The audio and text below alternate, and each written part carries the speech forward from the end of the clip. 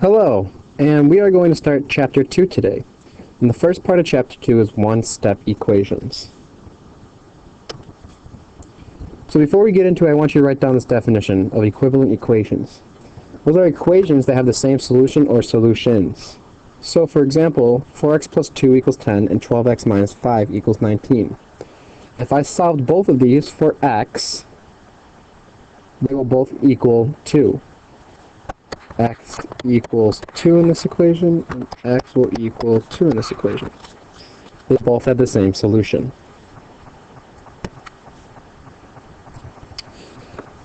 So, more definitions. To solve an algebraic equation, we have to isolate the variable, which means get the variable alone. Remember, whenever you see the answer to an equation, it's always x equals such and such, or y equals something, right?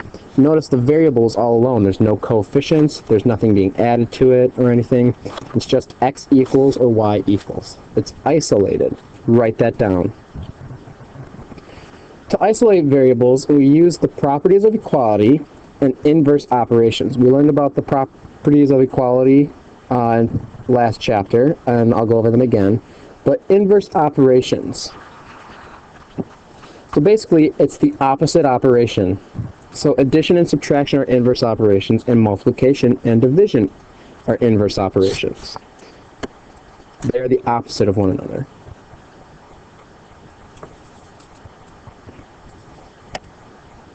So here are the addition property of equality and subtraction property of equality.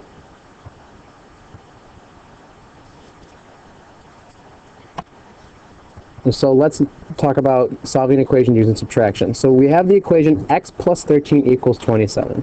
So this is on page 82 in your book.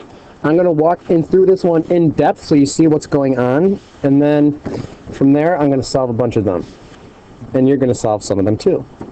So first, x plus 13 equals 27. You need to isolate x. You need to get x all by itself. So we write the equation down. And then we use the inverse operation. So since we have plus 13, the inverse operation is subtraction. The opposite of adding is subtracting. So I have to subtract 13 from both sides. Remember, to keep an equation balanced, we have to do it to both sides of the equation. Right there and right there. So you subtract 13 from the left side, subtract 13 from the right side. And I'm left with x, because these two cancel out. And I have 27 minus 13, which equals 14. Once we're done simplifying the equation, this is my answer, my solution. Now, it's always best to check, to take that answer and plug it in for x. And that's what they do down here. They plug it in. So if I plug in 14 for x, does that make it true? Well, yeah, because 14 plus 13 equals 27. So try these two on your own.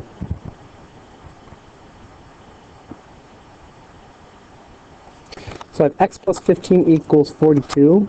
So since I'm adding, I have to subtract 15 from both sides. Those two cancel out, because 15 minus 15 equals 0, and I'm left with x on the left side, equals, and then I do 42 minus 15, so I'm going to borrow from the 4. That becomes a 3, and this becomes 12. 12 minus 5 is 7. 3 minus 1 is 2. And 27 plus 15 does equal 42, so x equals 27. Over here, I have n plus 21 equals 19, so I'm going to subtract 21 from both sides.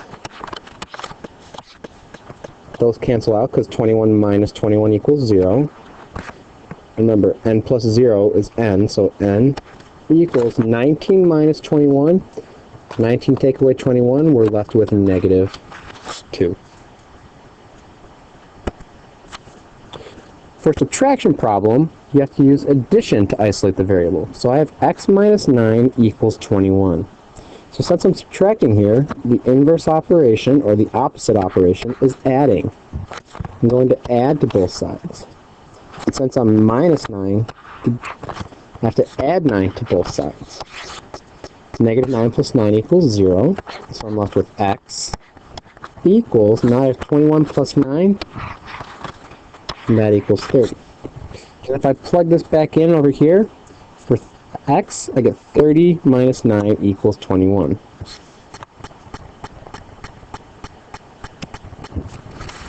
Try these two on your own.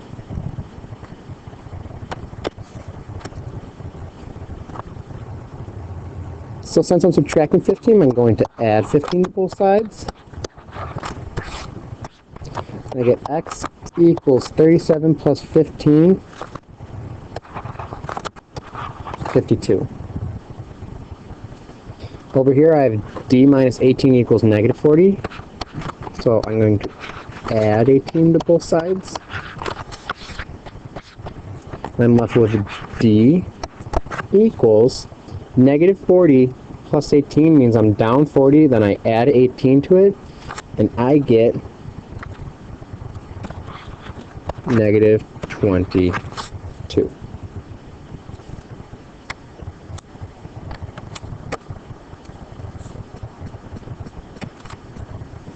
So here are the multiplication property of equality and division property of equality. We talked about this in chapter 1, just like we did with addition and subtraction.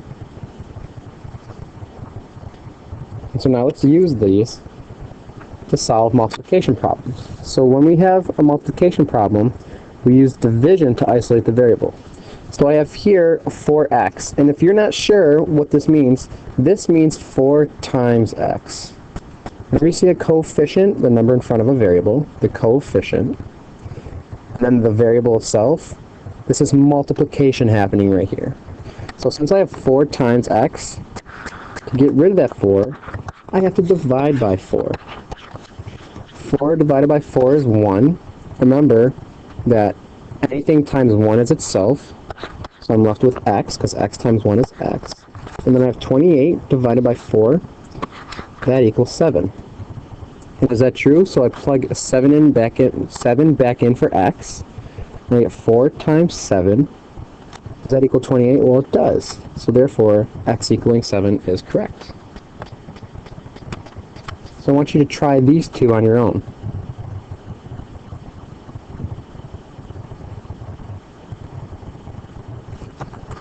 So I'm going to divide by negative 3 from both sides, because I have negative 3 times x. Negative 3 divided by negative 3 cancels out. And remember, negative divided by negative is positive, so it's positive x equals, and now I have positive 27 divided by negative 3. This is a positive divided by negative. So my answer is going to be negative. 27 divided by 3, 9. Over here, I'm going to divide by 12. And those are going to cancel out. So I'm left with y equals negative 132 divided by 12, negative 11.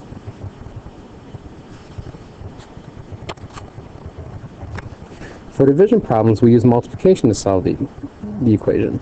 So now I have p divided by 8. So since I'm dividing by 8, I need to multiply both sides by 8.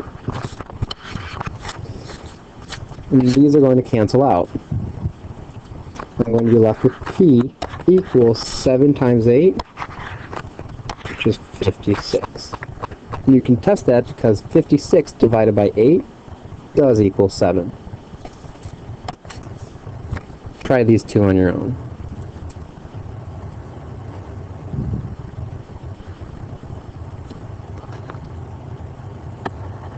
So I'm going to multiply both sides by negative 4. Those cancel out. I'm left with x equals 12 times negative 4, which is negative 48. And over here, I multiply both sides by 9. And I'm left with c equals negative 5 times 9, which is negative 45.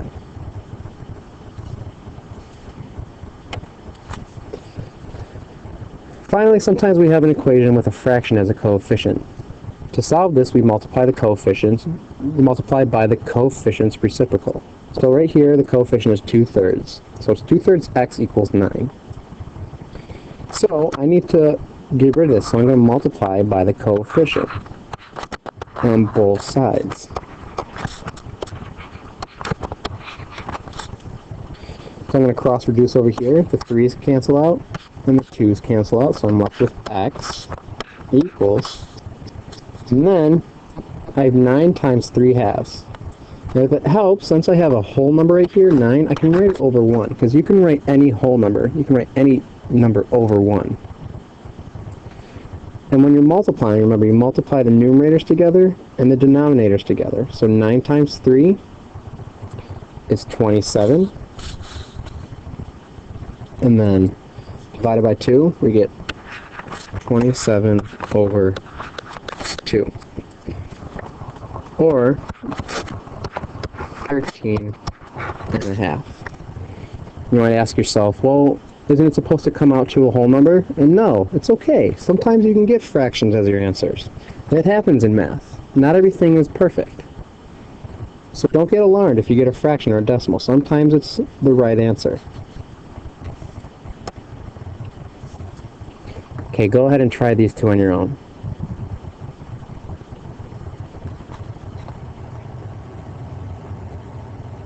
So I'm going to multiply this by the reciprocal, 3/5. 5's cancel out and the 3's cancel out, and I'm left with v equals 10 times 3 is 30, divided by 5, 6. Over here I have 2/7 x equals 4. I'm going to multiply by the reciprocal, 7 halves, or 7 over 2. Those cancel out, and I'm left with x equals 4 times 7 is 28, divided by 2, 14. So that's the end of the lesson. I hope you found this helpful. Don't forget to take the KIA quiz, and I will see you tomorrow.